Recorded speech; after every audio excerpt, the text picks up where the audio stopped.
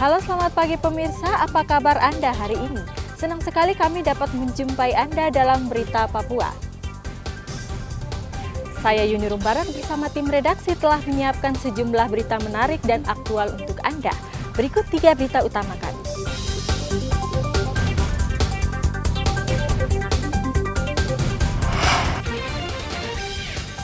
Diduga milik kelompok bersenjata, senjata dan ratusan peluru disimpan di hutan. Polisi Pamong Praja dan Disnaker Merauke razia tempat hiburan malam mencari pekerja di bawah umur. Ribuan warga kelaparan karena gagal panen, Panglima TNI kirim 17 ton bahan pangan ke 2 distrik di Kabupaten Puncak.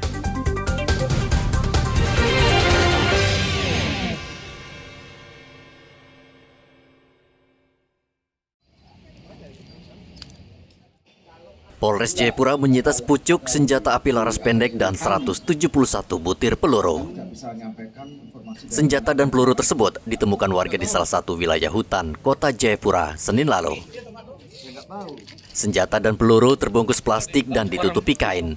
Polisi langsung ke lokasi dan menyita bungkusan tersebut. Polda Papua masih menyelidiki senjata buatan Jerman tersebut karena nomor di badan senjata sudah terhapus, sehingga perlu dicek di laboratorium forensik. Mendapatkan di satu lokasi itu tapi bukan di rumah, memang di daerah hutan dekat-dekat, ya seperti itulah. Artinya ditemukan bungkusan, ada bungkusannya, kemudian ditutup pakai kain. Isinya senjata api jenis Walter 9 mili, 1 magazen, dan amunisi sebanyak 171. Untuk senjata api jenis Walter, memang nomornya sudah dihapus semua dan akan kita segera cek ke lapor untuk jenis senjata atau nomor senjata ini. Jadi kita mudah-mudahan akan tahu hasil pengungkapan dari lapor ini senjata alurnya dari mana dan ke siapa. Wakapolda mengapresiasi warga yang sudah memberikan informasi tentang senjata karena khawatir bila senjata jatuh ke tangan orang lain bisa sangat berbahaya. Arthur melaporkan dari kota Jayapura, Papua. Anggota kelompok kriminal bersenjata kembali menyerahkan diri dan kembali ke pangkuan NKRI. Satuan Tugas Pengamanan Perbatasan Indonesia Papua New Guinea Senin lalu menerima 3 anggota KKB. Mereka menyerahkan diri dan membawa 3 pucuk senjata api laras panjang bersama 5 butir peluru. Penyerahan berlangsung di Jalan Rawa Mitak, Kampung Kanggu, Kabupaten Bovendigul, Papua Selatan. Kita dapat penyerahan 3 pucuk senpi jenis Enkelup. Ya, ada 3 pucuk beserta munisi ada 50 butir. Di wilayah mana tuh, Dek Jintan? Di sana, di dekat Camp Tunas ya. Segini atas. Itu langsung penyerahan secara sukarela dari mantan anggota Badak 5, dan dia juga menyampaikan sekarang akan mengikuti kita untuk hidup normal, mencari penghidupan untuk keluarganya. Dan dia yang sebelumnya memang disimpan di seberang sudah diambil, dan sekarang dia sudah ada pekerjaan di sana, sudah bertani dia dengan keluarganya. Jadi yang menyerahkan itu memang mantan KKB atau seperti apa? Ya, betul. Dinamika manusia itu kan pasti akan terjadi. Artinya dia bergerak dengan kepentingan apapun itu pasti ada. Tetapi saya yakinkan sampai dengan hari ini insya Allah tidak ada. Sebelumnya, aparat mendapat laporan dari warga ada anggota KKB yang masih menyimpan senjata api. 3 pucuk senjata api tersebut ternyata disimpan di Papua New Guinea. Saat ini ketiga pucuk senjata tersebut masih disimpan di Kodim Bovendigul dan dalam waktu dekat akan diserahkan ke markas Korem 174 Animti, Wanianggap, Merauke. Muhammad Ridwan melaporkan dari Merauke, Papua Selatan.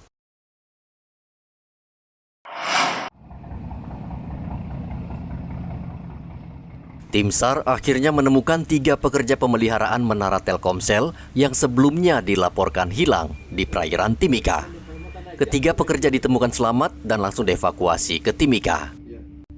Mesin perahu cepat yang ditumpangi pekerja itu rusak sehingga mereka terpaksa harus mendayung perahu hingga ke tepian. Saat berteduh di sekitar Timika dan Sumapro, mereka bertemu warga yang kemudian membantu mereka ke kota Timika. Itu pembantuan dari masyarakat, Pakapuku. Kita hilang kontak langsung 3 hari begitu. Mesin rusak. Oh, mesin rusak. Pancing, ya. Korban sudah ditemukan. Ketiga korban dalam keadaan selamat. Untuk kronologisnya, ketiga korban ini adalah pada saat tanggal 21 Juli mereka mengalami trouble engine di sekitar Kali Agimuga 2. Dan pada saat mereka trouble engine, mereka berusaha mendayung untuk mencari pertolongan. Kemudian mereka ditemukan oleh warga, kemudian warga mengevakuasi mereka ke Timika. Dan untuk pencarian sendiri, kendala kami adalah pada saat speedboat ini hilang ataupun belum sampai di tujuan di Sumapro, mereka tidak mengkomunikasikan dengan kami atau tidak berkomunikasi dengan kami, sehingga kami tidak tahu posisi mereka hilang di mana sebenarnya. Sebelumnya, tim SAR selama 3 hari mencari ketiga pekerja ini. Mereka menyisir bibir pantai hingga ke tengah laut. Dengan telah ditemukannya ketiga pekerja menara, maka operasi pencarian ditutup. Namun, tim SAR berpesan agar warga atau nelayan berhati-hati berlayar karena cuaca di perairan Mimika buruk dengan gelombang laut mencapai 2 hingga 3 meter. Dari Mimika, Papua Tengah, Igobat Momolin melaporkan. Pasca kerusuhan yang menyebabkan 75 kios terbakar, situasi keamanan di Kabupaten Dogiai, Papua Tengah sudah aman dan normal. Ratusan aparat gabungan TNI Polri saat ini terus membersihkan lokasi dari puing sisa kebakaran di Pasar Ikebo. Wakapolda Papua Brigjen Ramdhani Hidayat mengatakan, tentara dan polisi saat ini terus berpatroli untuk mengantisipasi gangguan keamanan. Mulai kemarin sudah kondusif, dan ini kami ucapkan juga terima kasih pada tokoh masyarakat, tokoh agama, dan seluruh masyarakat khususnya yang ya, dengan penuh kesadaran membuka palang, akhirnya jalur Nabire, Dogie, Kedie itu lancar seperti biasa. Kalau dari korban, hasil pemeriksaan Propam sendiri bagaimana tentang informasi masyarakat yang tertembak?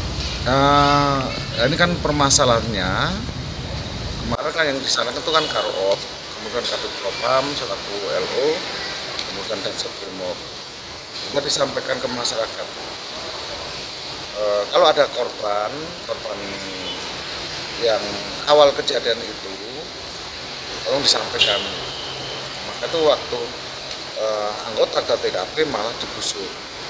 Sampai sekarang kita belum menerima laporan dari masyarakat ini korban di mana, kemudian ini siapa,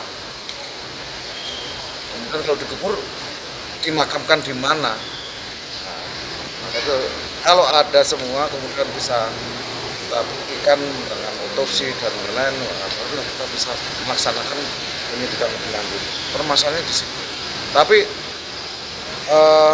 sementara ini sudah kita mintakan keterangan dari anggota dan saksi-saksi. Tapi saksi-saksinya adalah saksi yang kios-kiosnya dibakar dan yang lain. Untuk saksi berkaitan dengan awal mulanya suatu masalah pemakaman pertama itu sekarang belum ada. Ramdhani menghimbau masyarakat agar tidak terprovokasi dan menyerahkan kasus ini kepada polisi dan aparat keamanan. Polres Dogiai saat ini sedang mendata kerugian materi yang diperkirakan mencapai miliaran rupiah. Sebelumnya pada 13 Juli lalu, terjadi kerusuhan dan pembakaran puluhan kios imbas dari tewasnya seorang warga Dogiai. Dari kota Jayapura, Papua, Hendra melaporkan. Polisi Pamong Praja dan Dinas Tenaga Kerja Merauke Selasa kemarin merazia sejumlah tempat hiburan malam yang diduga masih mempekerjakan anak di bawah umur. Petugas mendatangi sejumlah THM di Jalan Manokwari dan Jalan Arafura serta mengecek satu persatu identitas pekerja malam. Dalam razia ini petugas tidak menemukan anak di bawah umur yang dipekerjakan sebagai pekerja malam atau pramuria. Namun petugas mengancam akan menutup tempat hiburan malam jika terbukti melanggar aturan. Razia yang dilakukan polisi Pamong Praja dan Disnaker Merauke diduga sudah bocor. Padahal disinyalir banyak tempat hiburan malam mempekerjakan anak di bawah umur. Kita lakukan pengecekan terhadap klub malam, di mana terindikasi ada yang mempekerjakan anak di bawah umur, artinya di bawah usia kerja. Nah, kita lakukan ada beberapa, kita sudah masuk ini yang tempat ketiga, kita belum temukan karena memang ada yang dalam data tapi sudah tidak kerja di sini. Kita lebih fokus ke mereka yang mempekerjakan anak. Razia ini terkait kasus perdagangan orang setelah polisi mengamankan seorang anak yang bekerja di salah satu diskotik di Merauke. Polisi menduga banyak tempat hiburan malam di Merauke yang mempekerjakan anak di bawah umur yang jelas-jelas melanggar undang-undang. Muhammad Ridwan melaporkan dari Merauke, Papua Selatan.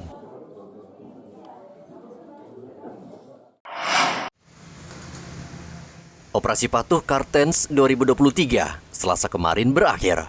Operasi yang berlangsung selama sepekan mencatat banyak warga yang melanggar undang-undang lalu lintas bila dibanding tahun lalu. Tahun ini polisi mencatat terjadi 544 pelanggaran dibanding tahun lalu sebanyak 414 pelanggaran. Sebagian besar pelanggaran dilakukan pengendara sepeda motor, sementara korban yang meninggal dunia selama operasi patuh tidak ada. Antara kegiatan operasi patuh di tahun 2022 dan di tahun 2023 untuk angka kecelakaan sendiri yaitu terjadinya peningkatan sebanyak 8%, yaitu di mana di tahun 2022 itu jumlah laka sebanyak 3 dan di tahun 2023 itu sebanyak 11 laka. Tetapi untuk fatalitas korbannya tetap tidak ada perubahan dan korban MD juga sama tidak ada sama sekali di tahun 2022 tidak ada dan 2023 juga tidak ada.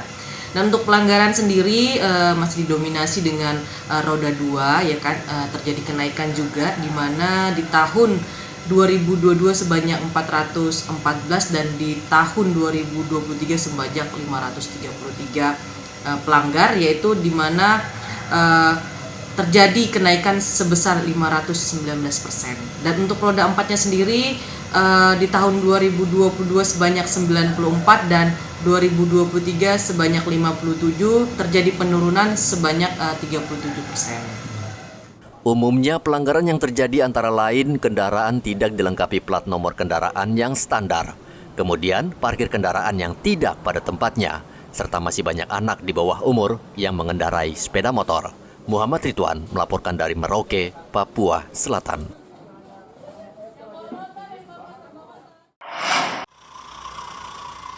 TNI mengirim bantuan kepada warga 2 distrik di Kabupaten Puncak yang saat ini dilanda kelaparan akibat suhu dingin ekstrim. Bantuan seberat 17 ton terdiri dari bahan makanan dan minuman siap saji, serta selimut dan pakaian. Bantuan tersebut tiba di Timika Senin lalu dan rencananya hari ini akan dikirim lebih dahulu ke distrik Sinak. Lalu dari sana bantuan dibawa melalui jalan darat hingga kedua lokasi yang dilanda kelaparan, yakni distrik Agan Dugume dan Lambewi yang berpenduduk 7.000 jiwa. Bantuan ini sebagai tanggap darurat, artinya bagaimana negara hadir setelah kami mendapatkan berita adanya bencana kelaparan akibat cuaca ekstrim di 2 distrik di Kabupaten Puncak. Aman Gudume dan Lembawi. Nah, kami dibantu oleh teman-teman TNI Angkatan Udara membawa bantuan ini dari Jayapura dan dari Jakarta, dan besok akan didistribusikan dari Timika ke Sinak. Bantuannya tadi kami sepakat hitung ada kurang lebih 17 ton, Pak ya. 17 ton. Dalam bentuk makanan, siap saji, dan selimut dan pakaian. Pemerintah Kabupaten Puncak telah menetapkan status tanggap darurat sejak tanggal 7 Juni lalu. Dan bencana suhu dingin ekstrim ini hampir setiap tahun terjadi di kedua distrik. Pemerintah Puncak sebelumnya juga sudah menyalurkan bantuan sembako 2,3 ton. Hingga saat ini, kedua distrik itu masih dilanda suhu dingin ekstrim, sehingga tanaman warga dan hasil kebun rusak dan busuk. Dari Mimika, Papua Tengah, Igobat Memolin melaporkan.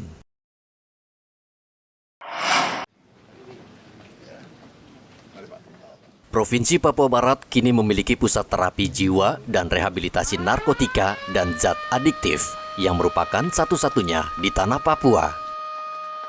Gubernur Papua Barat Paulus Waterpauw Selasa kemarin meresmikan pusat terapi ini yang merupakan kerjasama pemerintah provinsi dengan Kejaksaan Tinggi dan Badan Narkotika Nasional Papua Barat. Tempat ini nanti akan menjadi tempat merehabilitasi para pecandu narkotika dan obat-obatan terlarang serta penderita gangguan jiwa. Kejaksaan Tinggi Papua Barat mencatat jumlah kasus narkotika di Papua Barat selama tahun 2022 mencapai 169 kasus dan jumlah ini diperkirakan akan terus meningkat sehingga membutuhkan tempat rehabilitasi. Hal ini kita juga ikuti, bahkan ada pejabat kita yang terlibat di dalamnya. Jadi banyak orang sekarang sedang gangguan jiwa. Itu benar. Setuju kan tidak Bapak Ibu? Jadi memang dengan sarana yang tersedia seperti ini, mudah-mudahan ya, kita di Papua Barat punya niat yang niat yang sungguh, kolaborasi antara teman-teman penyidik, nanti dengan BNN, P, dan juga kita semua tokoh-tokoh ya, adat agama dan perempuan, pemuda, semua kita kolaborasi dengan pemerintah daerah, bagaimana mensosialisasikan, tapi juga bagaimana kita membuat upaya-upaya langkah-langkah yang bisa mengeliminir ini. Jadi artinya bahwa tidak hanya kita lihat dari satu titik bahwa ada korban, ada pengguna, tetapi sesungguhnya ada teori gunung es ya. Tidak yang lihat di permukaan, tapi di bagian bawahnya ini yang banyak orang hari ini terus melakukan dengan berbagai cara seperti itu. Jadi saya pikir bagian lain yang kita kerjakan ini bersama, bagaimana mengantisipasinya. Untuk tahap awal, pusat terapi dan rehabilitasi narkotika akan dilengkapi 15 tempat tidur dan 25 orang staf dari Dinas Kesehatan serta BNN Provinsi Papua Barat. Penambahan fasilitas rencananya akan dilakukan pada bulan Agustus mendatang. Tim Liputan melaporkan dari Manokwari, Papua Barat. Akibat pohon tumbang, air tidak masuk ke bak penampungan. Warga perbatasan Indonesia, Papua New Guinea, senang karena bisa menikmati air bersih. Selama ini mereka sulit mendapatkan air bersih, kalaupun ada harus diangkut dari lokasi yang jauh. Melalui program TNI Manunggal Air ini, masalah kesulitan air bersih yang dialami warga bisa teratasi. Saya merasa terima kasih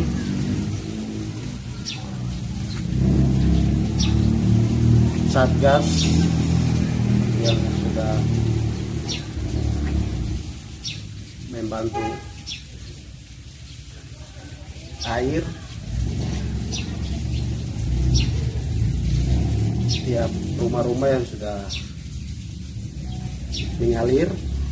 Sebelumnya, bendungan air di perbatasan Skau tertimbun lumpur dan pepohonan sehingga air tidak dapat mengalir secara normal. Ada 2 pipa, satu ke PNG Kampung Gutung dan satu ke Skau. Untuk kios kita mempunyai 100 kios di sana. Kemudian untuk pos lintas batas yang tinggal itu kurang lebih ada 50 orang. Kemudian pos TNI sendiri, ini kurang lebih ada 80 orang. Kemudian masyarakat asli Papua kurang lebih 50 dan pendatang kurang lebih juga 50. Ini yang dialirkan oleh air ini. Bendungannya memakan waktu berapa lama? Untuk kita menormalisasi bendungan ini hanya 1 minggu. Ini kita nggak ngerti ini kita kerja bisa begitu cepat dan hasilnya maksimal.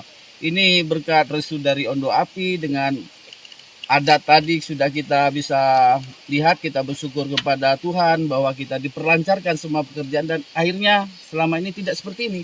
Ini maksimal sekali ini. Biasanya airnya itu dangkal dan ini luar biasa. Ini selalu salah satu berkah dari Tuhan saya. Sementara itu di Merauke, Provinsi Papua Selatan, tentara mulai bergerak membangun prasarana baik fisik dan non-fisik. Kegiatan ini merupakan bakti sosial untuk Papua yang sudah terprogram setiap tahun. Bantuan non-fisik antara lain penyuluhan bela negara. Sementara untuk kegiatan fisik, tentara merenovasi rumah dan gereja. Pertama ada 1 unit gereja nanti yang kita bangun di Okaba, kemudian ada 1 unit rumah untuk masyarakat itu di Kokonau ya, di Timika, karena wilayah kita memang selain Papua Selatan kita juga ada Kabupaten Timika. Kemudian pembangunan kandang babi, bantuan babi, kemudian pembangunan MCK dan kegiatan-kegiatan yang lain. Prioritas bakti sosial untuk meningkatkan kesejahteraan warga sehingga hidup mereka setara dengan warga Indonesia lainnya. Dalam kegiatan bakti sosial ini, TNI juga melibatkan warga masyarakat, mahasiswa, dan Polri. Arthur dan Muhammad Ridwan melaporkan dari Kota Jayapura dan Merauke. Informasi tadi sekaligus menutup jumpa kita dalam Berita Papua hari ini. Saya Yunrum Barar bersama tim redaksi mengucapkan terima kasih atas perhatian Anda. Selamat pagi dan sampai jumpa. Wanyande.